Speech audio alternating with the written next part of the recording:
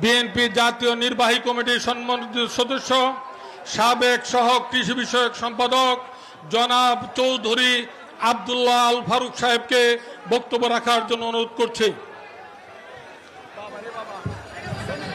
বিসমিল্লাহির রহমানির রহিম।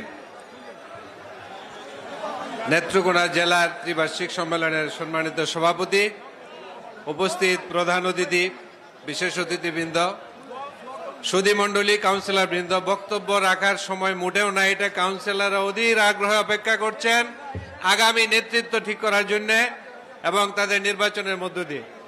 সম্মানিত সুধীমণ্ডলী এবং উপস্থিত অতিথিবৃন্দ, আমি একটি কথাই বলবো, আমরা 1918 সালে অত্যন্ত প্রতিকূল একটা পরিবেশে এই আহ্বায়ক কমিটি গঠিত হয়েছিল।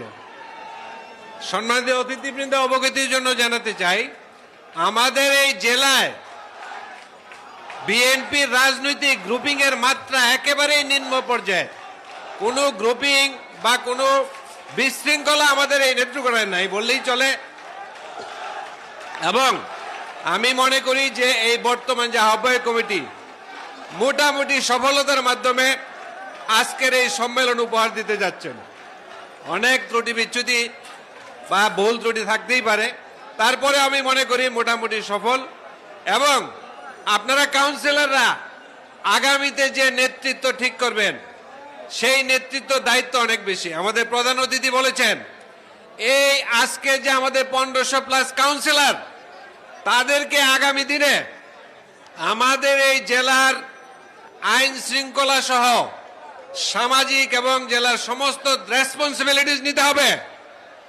কারণ আমরা মনে করছি যে স্বৈরাচার ফ্যাসিস্টের পতন হয়েছে, কিন্তু নানান ষড়যন্ত্র কিন্তু পরতে পরতে আসছে এবং সেটা মোকাবেলা করার দায়িত্ব একমাত্র আমাদের এবং শহীদ জিয়া, বেগম খালেদা জিয়া এবং তারেক রহমানের সৈনিকদের। আমরা যদি এটা করতে ব্যর্থ হই তাহলে বাংলাদেশ নামে রাষ্ট্রটি কিন্তু ব্যর্থতায় পরিণত হবে। একটা জিনিস মনে রাখতে হবে, ফেসিবাদ বিতাড়িত হয়েছে, কিন্তু ফেসিবাদের শিকড় উপরে যদি আপনি পুড়িয়ে না ফেলতে পারেন তাহলে বাংলাদেশ নামক রাষ্ট্রটি আবারও ব্যর্থতায় পরিণত হবে। আর আমরা শুধু বিএনপি, আমরা যার সংগঠন করি, প্রতিটা জাতির ক্রান্তি লগ্নে শহীদ রাষ্ট্রপতি জিয়াউর রহমান 1971 সালে, শহীদ রাষ্ট্রপতি জিয়াউর রহমান 1975 সালে, বেগম খালেদা জিয়ার নেতৃত্বে 90-এর অভ্যুত্থান এবং তারেক রহমানের নির্দেশনা এবং নেতৃত্বে 24-এর গণ ফ্যাসিস্ট বিরোধী আন্দোলন।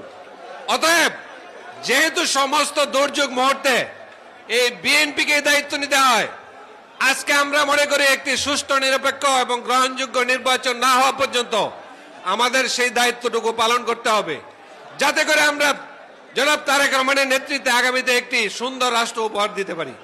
ধন্যবাদ সবাইকে। এই কাউন্সিলের সফলতা কামনা করি। আসসালামু আলাইকুম। এখন বক্তব্য রাখার জন্য